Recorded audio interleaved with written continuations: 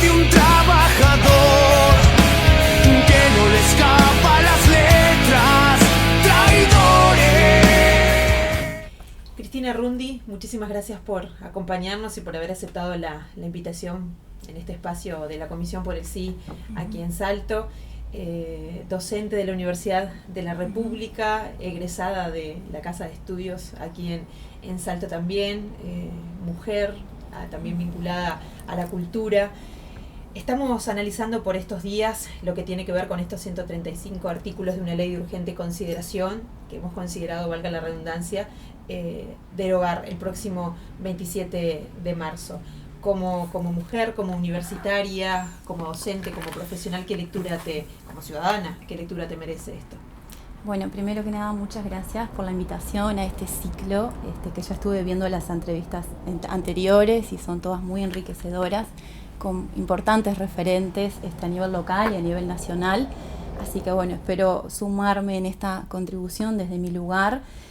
Yo quiero presentar primero algunas cuestiones generales y después puntualmente voy a hablar de algunas áreas que son un poco las que más me ocupan y me preocupan fundamentalmente. Primero quiero decir que, bueno, ya lo han dicho otros, pero bueno, la forma injusta en que se impone esta ley de urgente consideración, que si bien el gobierno la anunció, no anunció su contenido. Entonces, hace casi 2 veranos atrás, nos veíamos leyendo el anteproyecto que iba a ingresar al Parlamento con un contenido que pasa por muchísimas áreas de la vida social, con muy poco tiempo, ¿no?, para poder conocerlo, discutirlo, además de que, bueno, esos plazos están previstos, pero lo injusto de esto es que si bien las leyes de urgente consideración se han usado, tienen precedentes, han sido menores los casos de lo que se llama ley ómnibus, ¿no?, por esta característica de tener demasiado contenido y que afecta, como decía, sustancialmente la vida social, política y económica de la sociedad. Entonces, volver a colocar, porque lo dijimos muchas veces en la etapa de la recolección de firmas, que era injusto, entonces no dejar de decir eso, y por eso es que armamos este gran bloque social y político, integrado claramente por el partido político Frente Amplio, pero también por múltiples organizaciones, bueno, gremios, sindicatos, todo lo que nuclea el PIT-CNT, las intersociales, ¿no?, la intersocial feminista y las intersociales de distintos territorios, este gran bloque social para poder hacerle frente, ¿no?, a esta pretensión de modificación del gobierno de turno. Primero quiero destacar nuevamente esto de que fue bastante injusto, que no fue tampoco urgente en un escenario de pandemia donde las urgencias eran y siguen siendo otras, ¿no? Por eso tuvimos una proliferación de ollas populares, de merenderos, porque las urgencias pasaban por otro lado, que más adelante voy a hablar un poco de eso. Entonces, el referéndum que pretendimos con la recolección de firmas tuvo que ver con abrir el debate público, discutir, ¿no? Es decir, no hubo tiempos necesarios para discutir, ahora queremos un referéndum y era lo que resaltábamos en aquel momento. Por eso celebro que se estén dando estas instancias, de hecho la veo en distintos espacios, ¿no?, distintos medios, y hago una invitación a todos los ciudadanos y ciudadanas a que se acerquen a nosotros, quienes somos parte de la campaña, a dialogar, a conversar y a informarnos. El referéndum también destacarlo, celebrarlo como instancia de una posibilidad de ejercer una democracia directa, digamos, ¿no? Es decir, ese día todos y todas los ciudadanos habilitados para votar vamos a poder decidir, así como lo hace la actividad parlamentaria permanentemente. Entonces yo quiero con este mensaje llegar un poco a aquellas personas que a veces están como un poco escépticas, no sé si es la palabra, ¿no?, apáticas o lejanas, a la actividad parlamentaria en sí, ¿no?, que nos pasa muchas veces. Es decir, el Parlamento todo el tiempo está trabajando en torno, ¿no?, a nuevas leyes, proyectos, y que muchas veces las desconocemos. Entonces, esta vez tenemos la oportunidad de apropiarnos, de decidir, ¿no?, destacar el referéndum que también los plebiscitos son mecanismos de posibilidad de ejercicio de democracia directa, solo que versan en realizar una reforma o no de la Constitución. En este caso, los referéndum van hacia ir en contra de una ley ya aprobada o parte de un contenido de una ley, que es el caso de lo que estamos haciendo ahora. Entonces, resaltar que Uruguay tiene una larga tradición de consultas populares que han sido muy importantes. Yo hacía un repaso y una revisión, y desde principios del siglo XX hasta la actualidad van algo así de más de 25 consultas populares entre plebiscitos y referéndum, que han enriquecido y dinamizado mucho el sistema político, ¿no? En su conjunto, porque justamente lo que hacen es esto, es procurar involucrar a toda la ciudadanía, ¿no? Entonces quiero primero eso, ¿no? Resaltar, en este caso no están movilizados solamente las formas de organización colectiva tradicional, ¿no? Que son el partido político, el movimiento estudiantil y el movimiento de trabajadores o sindical, sino que también se suman nuevas formas de organización colectiva con nuevas reivindicaciones, con nuevas demandas que algunas no son tan nuevas, ¿no? Pero están más presentes en el debate y en la escena pública, como el de las luchas de las mujeres, de las personas racializadas y muchas más, de las juventudes. Entonces somos un gran bloque social que nos estamos movilizando para que en marzo votemos sí, y ahora voy a pasar a decir un poco por qué eso de votar sí. Yo creo que en primer lugar a la LUC hay que analizarla también en su contexto, ¿no? Es decir, no solo por separado, si bien ahora estamos convocados a hablar específicamente de esos contenidos. Creo que hay que analizarla en relación, por un lado, a la rendición de cuentas del Poder Ejecutivo y también a la ley de presupuesto quinquenal, ¿no? Para poder entender todo un conjunto de medidas que pretende este gobierno, que yo considero, no solamente yo, muchas personas, y de hecho desde ADUR, la Asociación de Docentes de la Universidad de la República, ya hemos manifestado que esto configura una reestructuración neoliberal del Estado, ¿no? Entonces, pero para poder entender esa reestructuración neoliberal tenemos que analizar la LUC en diálogo también con estas otras medidas que están aconteciendo y afectando diversas áreas de la vida.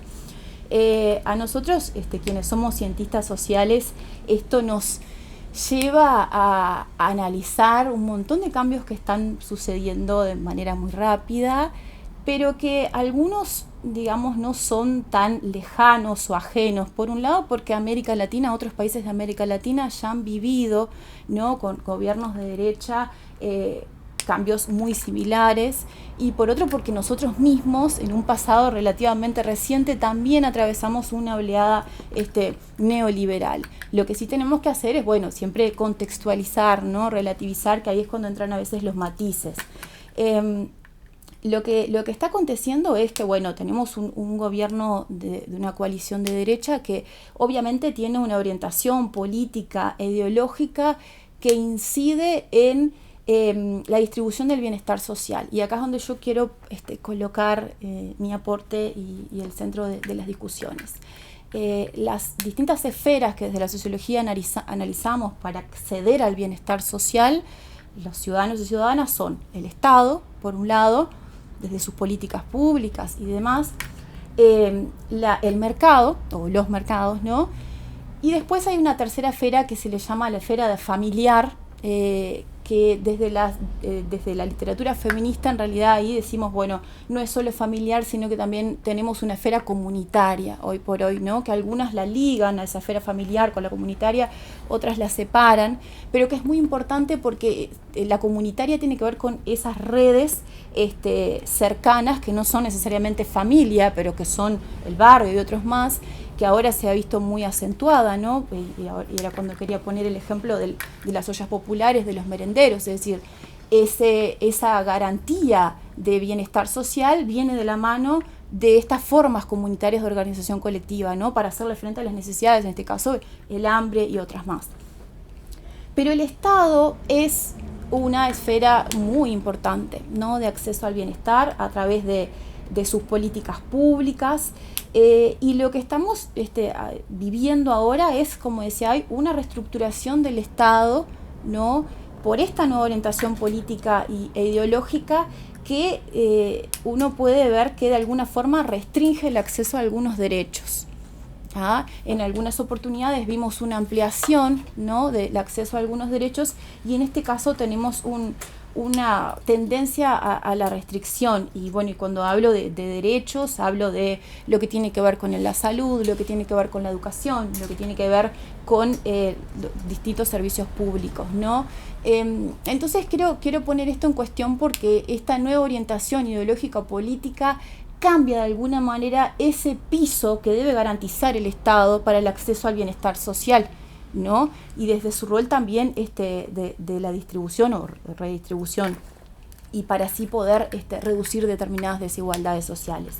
Entonces yo creo que estamos en un contexto en el cual tenemos que analizar con mucho detenimiento el gasto público, porque claramente cualquier reestructuración neoliberal, como decía, tiene un foco muy puesto en el gasto público. A mí me tocó transitar mi infancia por la década de los 90, y tengo recuerdos de cómo era la educación pública. Yo soy hija de la educación pública y trabajo por y para la educación pública, defensora total, pero recuerdo cómo era la escuela pública en la década de los 90 y la restricción que tenía en cuanto a recursos. Recuerdo, tengo escenas, ¿no?, grabadas, los materiales que eran muy precarios, los que nos daban, los comedores también, que además el comedor era un lugar muy estigmatizado también, ¿no? Los que iban a los comedores cargaban con un estigma. Y si vemos hoy, la escuela pública, la de los últimos años, ha mejorado mucho y es una de las cuestiones que no queremos que cambie, ¿no? Entonces, a veces es bueno apelar a esa memoria, para ver qué cuestiones no queremos que se repitan, ¿no? Entonces, ¿cómo podemos hacer una historicidad y ver estos elementos y ver cómo de a poco este gobierno va implementando una serie de reformas? ¿Cómo lo ato yo a esto cómo lo relaciono con la LUC y por qué quiero recaer en algunos puntos? Bueno, primero por la educación, soy una parte de la educación pública, y creo que por un lado tenemos un recorte presupuestal que lo está viviendo más fuertemente y más visiblemente la ANEP, ¿no? Tengo muchas personas conocidas, de hecho docentes de educación secundaria, que no han podido elegir horas, que bueno, que eso afecta mucho, ¿no? La calidad de sus vidas, de sus familias, pero además también la calidad de la enseñanza, ¿no?, que es en lo que va a redundar. En el caso de la Universidad de la República tenemos también un no aumento del presupuesto, ¿no?, una suerte de congelamiento que también nos perjudica, porque es una institución que ha crecido mucho, su matrícula sigue creciendo, siempre lo resaltamos, gracias a la presencia de la universidad en el interior o por fuera de Montevideo, muchos estudiantes son primera generación de universitarios, ¿no?, de sus familias, están pudiendo acceder, pero necesitamos presupuesto para eso, para sostener día a día todo eso, ¿no? Entonces, ahí uno de los reclamos que hacemos desde ADUR es, bueno, lo que tiene que ver, que ya lo venimos constatando, con la pérdida del salario real. La calidad de la enseñanza, como decía hace un rato, se va a ver afectada, porque la relación docente y cantidad de estudiantes, ¿no?, es cada vez peor. Es decir, tenemos muchos, sobre todo en los ciclos iniciales, cursos masivos, ¿no?, que bueno, ahora incluso tenemos que retornar la presencialidad y vamos a ver cómo llevamos adelante todo eso. Pero también en el caso de la UDELAR, es una institución que es la principal generadora de conocimiento científico de este país, y el área de la investigación también se vio perjudicada, ¿no? Sin ir más lejos, el año pasado hubo una restricción también presupuestal para algunos organismos científicos, siendo que estaban aportando muchísimo a la etapa de la pandemia, ¿no? Entonces, también afectación en infraestructuras, también afectación si sumamos el tema de las becas para los estudiantes. Y después, esto que no está directamente dicho en la LUC, pero como decía hace un rato, mi intención es poder ir relacionando los temas, ¿no? No analizar la LUC como por sí sola y por separado. Entonces, yo creo que hay otra afectación fuerte en la educación, que eso lo pueden decir con mayor claridad quienes son más parte de la ANEP, que tiene que ver con que hay una concentración fuerte de las decisiones en el Poder Ejecutivo, ¿no? En este caso el Ministerio de Educación y Cultura. Entonces se elimina, por un lado, el Sistema Nacional de Educación Pública y se lo sustituye por una Organización General de la Educación Pública. Pero lo fuerte de esto es que en esa organización general se incluyen instituciones privadas y al MEC, ¿no?, para poder decidir. Hay también una eliminación o digamos, una intención de alejar a la Universidad de la República de los espacios de coordinación, ¿no?, con otras instituciones sobre los temas de la educación del país. Bueno, en ANEP se destruyen muchas instancias de participación, ¿no?, como algunos consejos que incluían docentes y que ahora ya no. Entonces eso lleva a tener como instituciones mucho más verticales, ¿no? Quienes pasan a tener poder de decisión son los directores o directoras, Y después quiero decir algo especialmente que lo podrán también explicar mejor quienes son parte, porque yo transité unos años siendo docente del Consejo de Formación en Educación, ¿no? Que hay también un debilitamiento del Consejo de Formación en Educación porque se habilita que se presenten otras ofertas privadas, ¿no? Y que pasen a competir. Entonces, lo que yo quiero señalar con esto, porque lo he escuchado en algunos debates recientemente, de que quienes están por el no, digamos, argumentan que ellos no están privatizando, ¿no? Y que es mentira que están privatizando. Bueno, tal vez tienen razón en que no están siendo tan directos en la privatización, pero lo que sí están haciendo con la LUC es generando las condiciones, ¿no? Dando condiciones, habilitando, ¿no? Para que las instituciones privadas, en este caso educativas, compitan, ¿no? Libremente junto con la oferta educativa privada. Entonces, eso es sentar las bases o dar las condiciones para habilitar una mercantilización futura del sistema educativo. Eso en cuanto a la educación, y hay muchísimos aspectos más. En cuanto al trabajo, yo estuve escuchando también entrevistas a referentes del movimiento sindical. Yo simplemente quiero decir una cuestión que creo que hay también una suerte de estigmatización, ¿no? del actor sindical, y eso se ve reflejado en esta posibilidad que ellos con la LUC le dan a aquellos trabajadores o trabajadoras que no quieran movilizarse o hacer huelga, bueno, que puedan ingresar igual a trabajar. Entonces yo creo que ahí se refuerza como un estigma de, bueno, el trabajador sindical no trabaja, ¿no? Y una serie de adjetivos que vienen ligados a eso, cuando yo creo que es muy peligroso, porque todas las conquistas y los avances que hemos tenido como clase trabajadora son gracias a la organización sindical. ¿tá? Entonces, creo que hay una intención de quitarle peso a este actor que es de suma relevancia. Después, decir en el área de empresas públicas, que también es algo que me preocupa, como ya decía hoy, hay una reducción del rol social de las empresas públicas, hay una clara reducción del gasto público, que esto está muy claramente reflejado y los economistas lo pueden expresar mejor en la regla fiscal, ¿no? Que si no me equivoco está en 7 artículos más o menos de la LUC. ¿Qué hacen las reglas fiscales? Bueno, limitar el gasto público.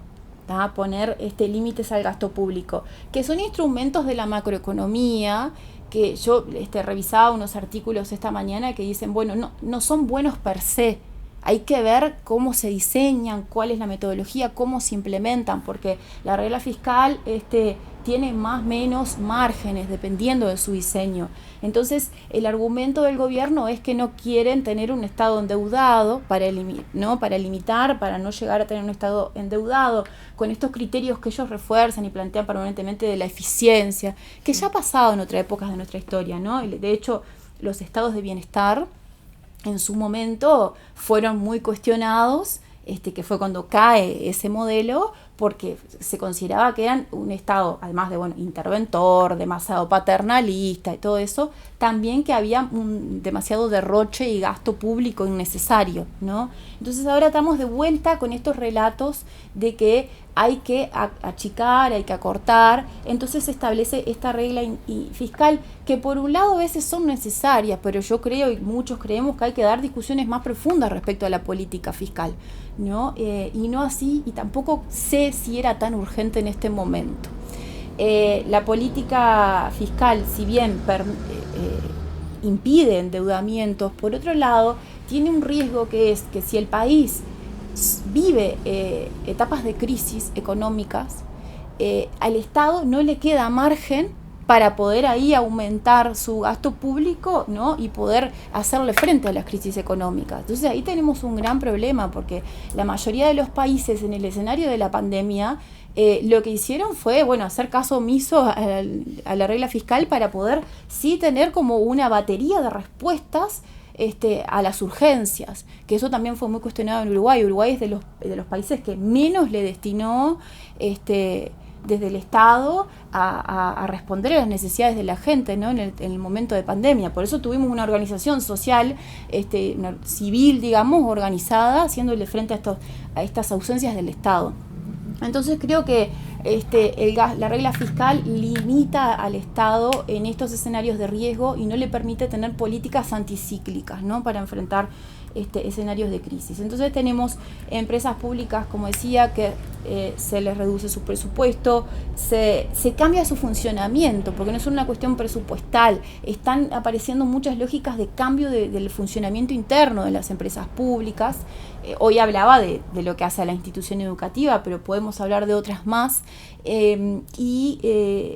de hecho, hubo 2 empresas públicas que han sido y siguen siendo bastante cuestionadas, que una es ANCAP, y ya desde la campaña, de hecho, y ahora últimamente Antel, ¿no? Que se habilita que otras empresas internacionales privadas compitan, ¿no? En igual medida con Antel, y eso también es bastante nefasto, porque es nuestra empresa pública, ¿no? de telecomunicaciones, que en los últimos años nos ha permitido muchas cuestiones a la población en general.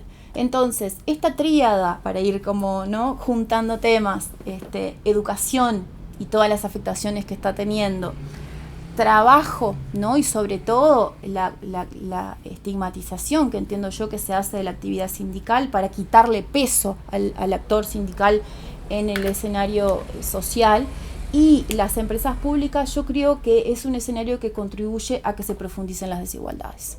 Nosotros vivimos en sociedades que ya son desiguales, ¿no? Por muchas cuestiones vivimos en sociedades desiguales, y que si el Estado modifica cuestiones que tienen que ver con estos aspectos, esto nos lleva a un escenario en un corto, mediano y ni que hablar largo plazo de profundización de desigualdades preexistentes.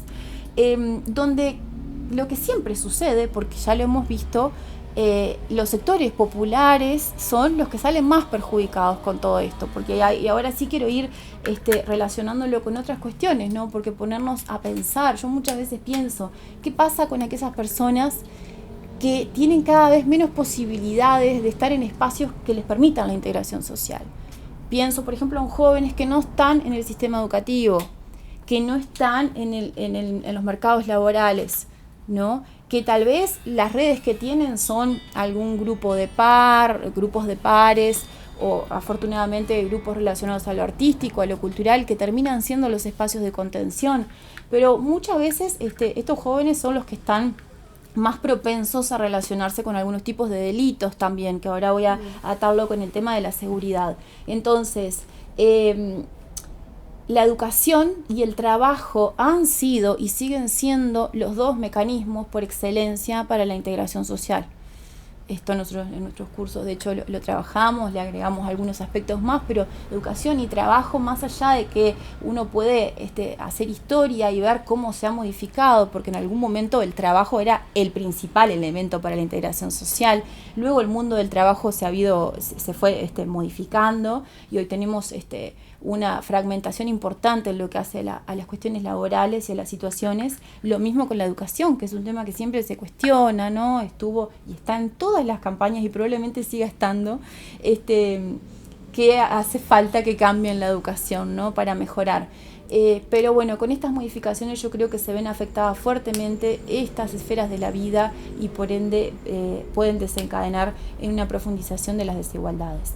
Y para agregar e ir finalizando de a poco, el tema de la seguridad, ¿no? Que es bastante delicado y que pienso que requiere un debate sensato y profundo, que por suerte hay personas con más experticia también en el tema, que es algo que les viene preocupando hace mucho y se vienen dedicando a ello. La Ley de Urgente Consideración, en su primer capítulo, coloca una batería de modificaciones y de aumento de penas en lo que tiene que ver con la seguridad, pero con características especiales, que son las que a nosotros nos preocupan. Por un lado, porque se pone el foco en determinados tipos de delitos, más que en otros, ¿no? Y esos tipos de delitos uno puede ver que hay determinados sectores de la población que son los que están más propensos a cometerlos. Como decía hace un rato, personas más de los sectores populares, que esto está muy, pienso yo, profundamente relacionado con el tema del narcotráfico, y con el tema, bueno, de las juventudes con consumos problemáticos de algunas sustancias, que a su vez se teje, ¿no? Como todo un escenario con muchas trampas, ¿no? Relacionados, porque no es solo el consumo, sino que también es la comercialización y todo el entramado que se genera allí.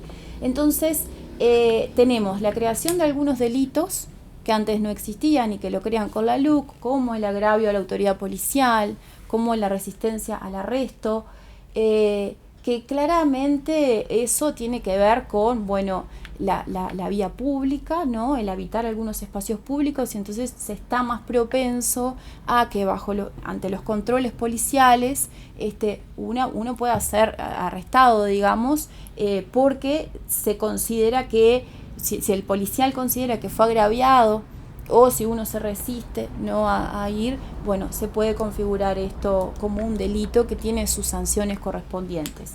Yo escuchaba hace unos días un debate donde decían, bueno, pero esto no es más que control policial a toda la ciudadanía, uno presenta la cédula y después no pasa nada. Yo quiero romper un poco con esa noción porque no es lo que hemos podido constatar. O sea, lamentablemente se pueden constatar muchas situaciones violentas, y sobre todo, como decía hoy, en los barrios más periféricos o populares de las ciudades. Me preocupa ese aumento de la discrecionalidad policial, ¿no? Que no quiero decir con esto que todos y todas las policías, que le tengo respeto como trabajadores que son y el rol que deben cumplir, no quiero decir que todos lo hagan, pero sí es verdad que esta ley les da un margen mayor para su actuación y puede habilitar escenarios de violencia, que en algunos casos ha acontecido y que han sido públicos y otros no tan públicos y conocidos. Entonces eso nos preocupa porque eso refuerza la estigmatización de algunos, sobre todo jóvenes, y la criminalización de la pobreza, si se quiere. Después, decir del capítulo de seguridad que hay un aumento del punitivismo, básicamente, ¿no? Es decir, lo que se prevé son aumentos de mínimos y de máximos de privación de libertad en casi todos los delitos que allí se señalan, y eso lleva a una problemática profunda también para el Uruguay y para muchos países, que es la problemática de las cárceles. Si ya tenemos cárceles superpobladas, ¿no? Con enormes problemas, que algunos no se saben tanto. Yo sigo una página de un colectivo que es Nada Crece a la Sombra, que ellos sí publican cada vez que alguna persona privada de libertad o se suicida o se genera algún homicidio, y leía la semana pasada que hubo un tremendo incendio, y que ahora la familia de los privados de libertad le abre un juicio al Estado por ese incendio, y eso porque no estaban dadas las condiciones. No sé bien cómo se genera un incendio, problemas eléctricos, no sé qué más, pero eso terminó con la muerte de algunas personas privadas de libertad. Entonces ya tenemos una situación bastante preocupante, ¿no? del sistema carcelario en nuestro país, y a esto se le agrega que ahora vamos a tener cada vez más personas privadas de libertad y con más plazo allí adentro. Porque otra cuestión que trae la LUC es que elimina las posibilidades de redención de pena, es decir, de que se reduzca esa cantidad de tiempo carcelario por educación o trabajo, ¿no? Que veníamos teniendo como un sistema que habilitaba que las personas estén menos tiempo por si estudiaban, si trabajaban, si cumplían con determinadas actividades. Ahora se eliminan esas alternativas. Entonces termina siendo con la cárcel como ese lugar que hay que sí o sí cumplir ese plazo destinado, y pongo en cuestión acá qué tan rehabilitador es eso, ¿no? Que es lo que siempre discutimos del sistema carcelario. Se supone que es un espacio de rehabilitación, y esto va a ser cada vez peor. Entonces,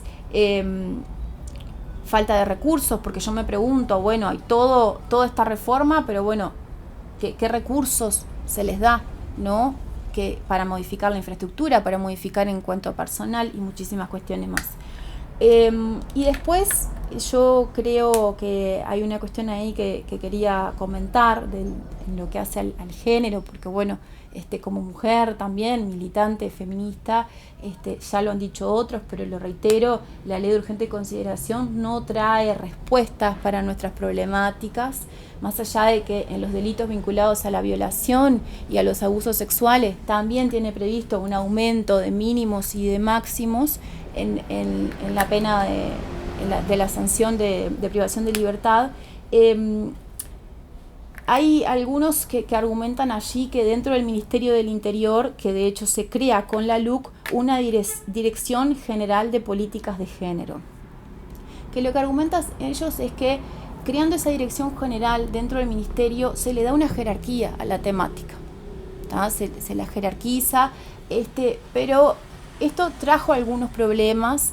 ¿Por qué? Porque antes lo que existía, y desde 2009 más o menos, era una división de políticas de género dentro del Ministerio del Interior que, por lo que estuve leyendo, permitía una relación más horizontal. Al ser una división, tenía una relación más horizontal con las distintas jefaturas del país, con las distintas unidades, ¿no?, que atienden esto. De hecho, esta división que se creó en 2009 fue la que permitió capacitar, profesionalizar a la policía en cierta medida para poder saber reconocer y atender los casos de abusos y de violencia. Fue la que permitió los protocolos de intervención, el programa de tobilleras, el monitoreo electrónico.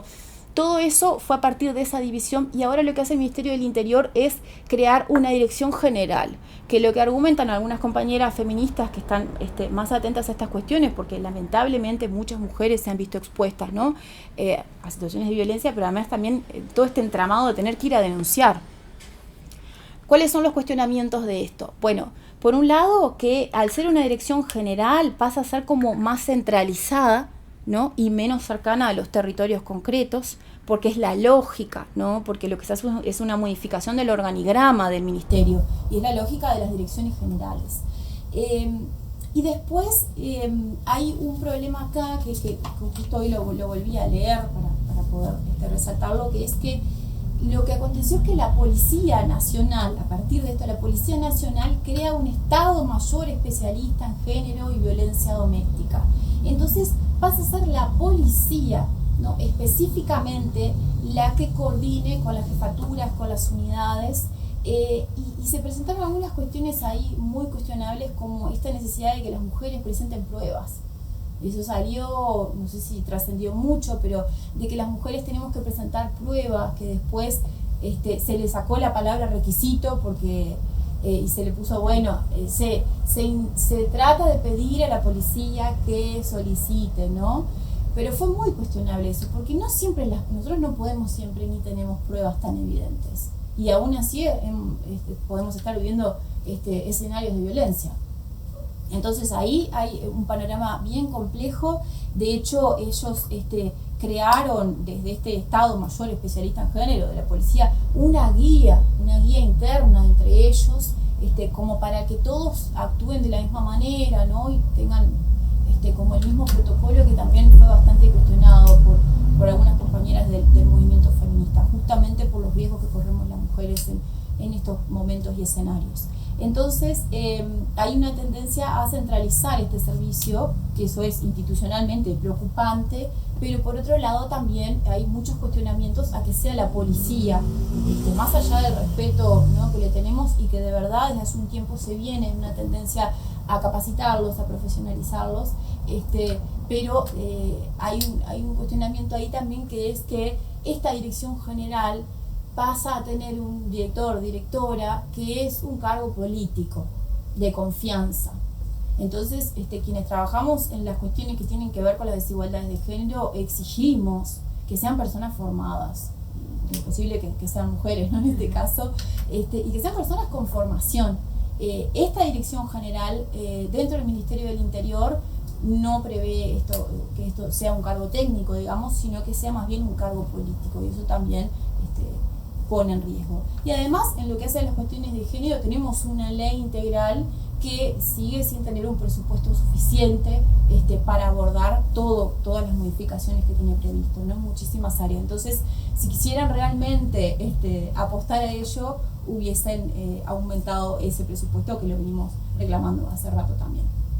Entonces, todo esto, hay mucho más para decir, pero básicamente los temas a los que me centré, que son educación, trabajo, empresas públicas, seguridad, y bueno, y esto más puntual de las políticas de género, creo que son realmente un riesgo importante, porque nos lleva a profundizar desigualdades que lamentablemente ya existen, pero que lleva a que Uruguay deje de tener ese Estado, un Estado que en los últimos años, ya en la oleada más bien progresista, había resurgido como actor interventor, como actor planificador, como actor proveedor, ¿no?, con múltiples críticas que les podemos hacer en algunas cuestiones, ¿no?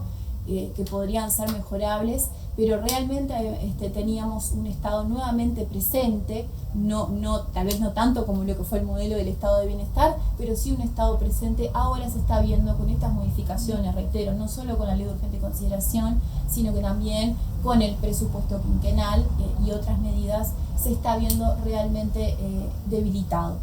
Y bueno, y estamos asistiendo, como decía al principio, a una reestructuración neoliberal del Estado que nos llama y nos convoca a todos y a todas a hacerle frente a estas modificaciones, porque nos va a afectar. Y por eso votar el sí el 27 de marzo. Por eso votamos el sí el 27 de marzo y quedar a disposición para seguir conversando, porque de eso se trata. Y bueno, muchas gracias. Muchas gracias a ti, Cristina. Bueno, un placer.